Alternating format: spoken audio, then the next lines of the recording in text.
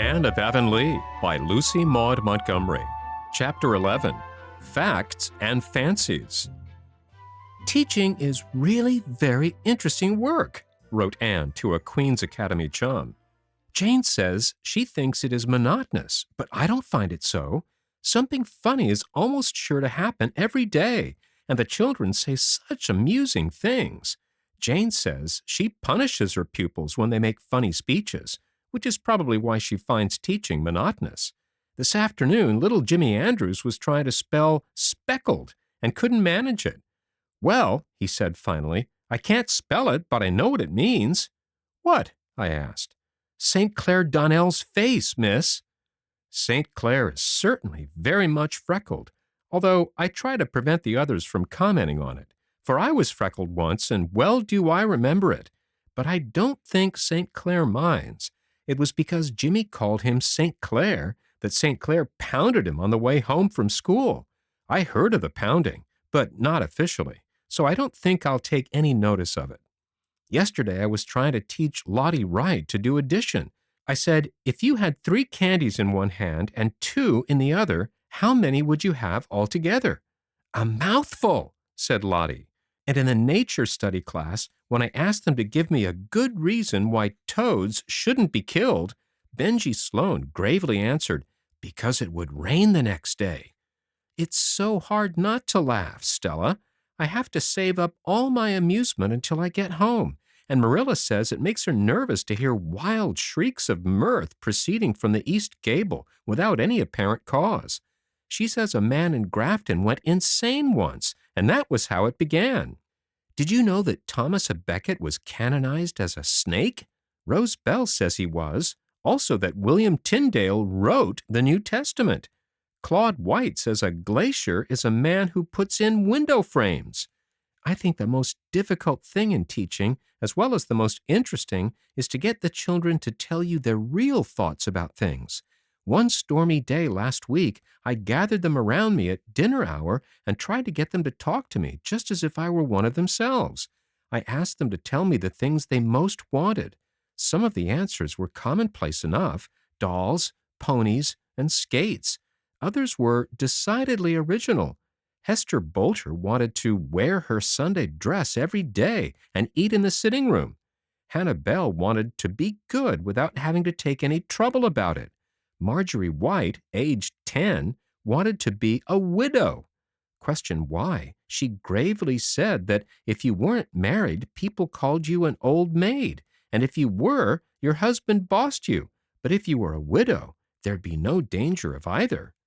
The most remarkable wish was Sally Bell's. She wanted a honeymoon. I asked her if she knew what it was, and she said she thought it was an extra nice kind of bicycle because her cousin in Montreal went on a honeymoon when he was married, and he had always had the very latest in bicycles. Another day I asked them all to tell me the naughtiest thing they had ever done.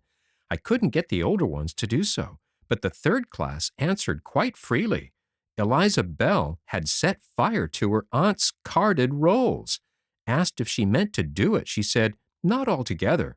She just tried a little end to see how it would burn, and the whole bundle blazed up in a jiffy. Emerson Gillis had spent 10 cents for candy when he should have put it in his missionary box. Annetta Bell's worst crime was eating some blueberries that grew in the graveyard. Willie White had slid down the sheep house roof a lot of times with his Sunday trousers on. But I was punished for it because I had to wear patched pants to Sunday school all summer, and when you're punished for a thing, you don't have to repent of it, declared Willie. If you could see some of their compositions, so much do I wish it that I'll send you copies of some written recently.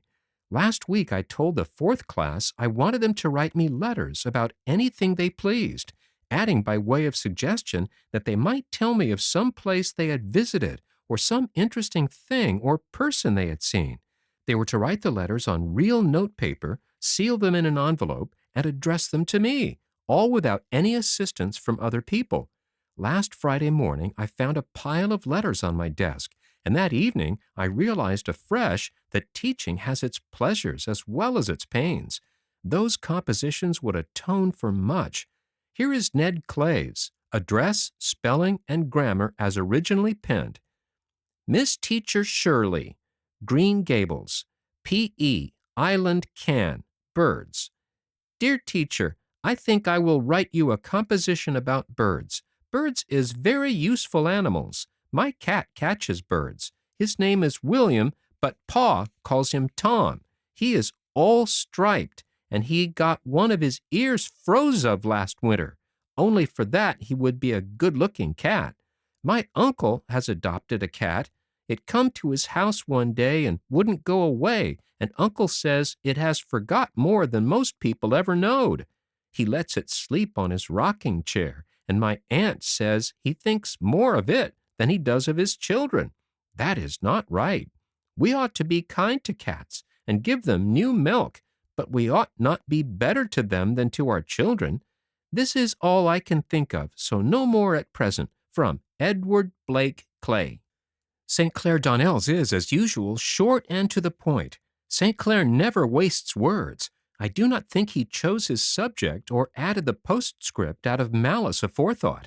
It is just that he has not a great deal of tact or imagination. Dear Miss Shirley, you told us to describe something strange we have seen. I will describe the Avonlea Hall. It has 2 doors, an inside one and an outside one. It has 6 windows and a chimney. It has 2 ends and 2 sides. It is painted blue. That is what makes it strange. It is built on the lower Carmody Road. It is the 3rd most important building in Avonlea. The others are the church and the blacksmith shop. They hold debating clubs and lectures in it and concerts. Yours truly, Jacob Donnell. P.S. The hall is a very bright blue. Annetta Bell's letter was quite long, which surprised me, for writing essays is not Annetta's forte, and hers are generally as brief as St. Clair's. Annetta is a quiet little puss and a model of good behavior, but there isn't a shadow of originality in her. Here is her letter. Dearest teacher, I think I will write you a letter to tell you how much I love you. I love you with my whole heart and soul and mind, with all there is of me to love, and I want to serve you forever. It would be my highest privilege. That is why I try so hard to be good in school and learn my lessons. You are so beautiful, my teacher. Your voice is like music, and your eyes are like pansies when the dew is on them. You are like a tall, stately queen. Your hair is like rippling gold. Anthony Pye says it is red, but you needn't pay any attention to Anthony. I have only known you for a few months, but I cannot realize that there was ever a time when I did not know you, when you had not come into my life to bless and hallow it. I will always look back to this year as the most wonderful in my life because it brought you to me. Besides, it's the year we moved to Avonlea from Newbridge. My love for you has made my life very rich, and it has kept me from much of harm and evil. I owe this all to you, my sweetest teacher. I shall never forget how sweet you looked the last time I saw you in that black dress with flowers in your hair. I shall see you like that forever, even when we are both old and gray. You will always be young and fair to me, dearest teacher. I am thinking of you all the time, in the morning and at the noontide and at the twilight. I love you when you laugh and when you sigh, even when you look disdainful. I never saw you look cross, though Anthony Pye says you always look so, but I don't wonder you look cross at him, for he deserves it. I love you in every dress. You seem more adorable in each new dress than the last. Dearest teacher, good night. The sun has set, and the stars are shining, stars that are as bright and beautiful as your eyes. I kiss your hands and face, my sweet. May God watch over you and protect you from all harm. Your affectionate pupil, Annetta Bell. This extraordinary letter puzzled me not a little. I knew Annetta couldn't have composed it, any more than she could fly. When I went to school the next day, I took her for a walk down to the brook at recess and asked her to tell me the truth about the letter. Annetta cried and fessed up freely. She said she had never written a letter, and she didn't know how to, or what to say. But there was a bundle of love letters in her mother's top bureau drawer, which had been written to her by an old beau. It wasn't my father, sobbed Annetta. It was someone who was studying for a minister, and so he could write lovely letters. But Maude didn't marry him after all. She said she couldn't make out what he was driving at half the time. But I thought the letters were sweet, and that I'd just copy out of them things here and there to write you. I put teacher where he put lady, and I put in something of my own when I could think of it, and I changed some words. I put dress in place of mood. I didn't know just what a mood was, but I suppose it was something to wear. I didn't suppose you'd know the difference. I don't see how you found out it wasn't all mine. You must be awful clever, teacher. I told Annetta it was very wrong to copy another person's letter and pass it off as her own, but I'm afraid that all Annetta repented of was being found out. And I do love you, teacher, she sobbed. It was all true, even if the minister wrote it first. I do love you with all my heart. It's very difficult to scold anybody properly under such circumstances. Here is Barbara Shaw's letter. I can't reproduce the blots of the original. Dear teacher, you said we might write about a visit. I never visited but once. It was at my Aunt Mary's last winter. My Aunt Mary is a very particular woman and a great housekeeper. The first night I was there, we were at tea. I knocked over a jug and broke it. Aunt Mary said she had had that jug ever since she was married, and nobody had ever broken it before. When we got up, I stepped on her dress, and all the gathers tore out of the skirt. The next morning, when I got up, I hit the pitcher against the basin and cracked them both, and I upset a cup of tea on the tablecloth at breakfast. When I was helping Aunt Mary with the dinner dishes, I dropped a china plate, and it smashed. That evening, I fell downstairs and sprained my ankle and had to stay in bed for a week. I heard Aunt Mary tell Uncle Joseph it was a mercy, or I'd have broken everything in the house. When I got better, it was time to go home. I don't like visiting very much. I like going to school better, especially since I came to Avonlea. Yours respectfully, Barbara Shaw. Willie Whites began, Respected Miss, I want to tell you about my very brave aunt. She lives in Ontario, and one day she went out to the barn and saw a dog in the yard. The dog had no business there, so she got a stick and whacked him hard and drove him into the barn and shut him up. Pretty soon a man came looking for an imaginary lion. Query, did Willie mean a menagerie lion? That had run away from a circus. And it turned out that the dog was a lion, and my very brave aunt had drove him into the barn with a stick. It was a wonder she was not ed up, but she was very brave. Emerson Gillis says if she thought it was a dog, she wasn't any braver than if it really was a dog. But Emerson is jealous because he hasn't got a brave aunt himself. Nothing but uncles. I have kept the best for the last. You laugh at me because I think Paul is a genius, but I'm sure his letter will convince you that he's a very uncommon child. Paul lives away down near the shore with his grandmother, and he has no playmates, no real playmates. You remember our school management professor told us that we must not have favorites among our pupils? But I can't help loving Paul Irving, though, for everybody loves Paul, even Mrs. Lynde, who says she could never have believed she'd get so fond of a Yankee. The other boys in school like him, too.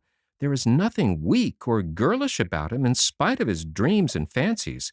He is very manly and can hold his own in all games. He fought St. Clair Donnell recently because St. Clair said the Union Jack was way ahead of the Stars and Stripes as a flag. The result was a drawn battle and a mutual agreement to respect each other's patriotism henceforth. St. Clair says he can hit the hardest, but Paul can hit the oftenest. Paul's letter. My dear teacher, you told us we might write you about some interesting people we knew. I think the most interesting people I know are my rock people, and I mean to tell you about them. I have never told anybody about them except Grandma and Father, but I would like to have you know about them because you understand things. There are a great many people who do not understand things, so there is no use in telling them. My rock people live at the shore. I used to visit them almost every evening before the winter came. Now I can't go till spring, but they will be there, for people like that never change. That is the splendid thing about them. Nora was the first one of them I got acquainted with, and so I think I love her the best. She lives in Andrews Cove, and she has black hair and black eyes, and she knows all about the mermaids and the water kelpies. You ought to hear the stories she can tell. Then there are the twin sailors. They don't live anywhere. They sail all the time, but they often come ashore to talk to me. They are a pair of jolly tars, and they have seen everything in the world, and more than what is in the world. Do you know what happened to the youngest twin sailor once? He was sailing, and he sailed right into a moonglade. A moonglade is the track the full moon makes on the water when it is rising from the sea. You know, teacher. Well, the youngest twin sailor sailed along the moonglade till he came right up to the moon, and there was a little golden door in the moon, and he opened it and sailed right through it. He had some wonderful adventures in the moon, but it would make this letter too long to tell them. Then there is the golden lady of the cave. One day I found a big cave down on the shore, and I went away in, and after a while I found the golden lady. She has golden hair right down to her feet, and her dress is all glittering and glistening like gold that is alive. And she has a golden harp and plays on it all day long. You can hear the music any time along the shore if you listen carefully, but most people would think it was only the wind among the rocks. I never told Nora about the golden lady. I was afraid it might hurt her feelings. It even hurt her feelings if I talked too long with the twin sailors. I've always met the twin sailors at the striped rocks. The youngest twin sailor is very good-tempered, but the oldest twin sailor can look dreadfully fierce at times. I have my suspicions about that oldest twin. I believe he'd be a pirate if he dared. There's really something very mysterious about him. He swore once, and I told him if he ever did it again, he needn't come ashore to talk to me, because I'd promised Grandmother I'd never associate with anybody that swore. He was pretty well scared, I can tell you, and he said if I would forgive him, he would take me to the sunset. So, the next evening, when I was sitting on the striped rocks, the oldest twin came sailing over the sea in an enchanted boat, and I got in her. The boat was all pearly and rainbowy, like the inside of the mussel shells, and her sail was like moonshine. Well, we sailed right across to the sunset. Think of that, teacher. I've been in the sunset, and what do you suppose it is? The sunset is a land all flowers. We sailed into a great garden, and the clouds are beds of flowers. We sailed into a great harbor, all the color of gold, and I stepped right out of the boat on a big meadow, all covered with buttercups as big as roses. I stayed there for ever so long. It seemed nearly a year, but the oldest twin says it was only a few minutes. You see, in the sunset land, the time is ever so much longer than it is here. Your loving pupil, Paul Irving. P.S. Of course, this letter isn't really true, teacher. P.I.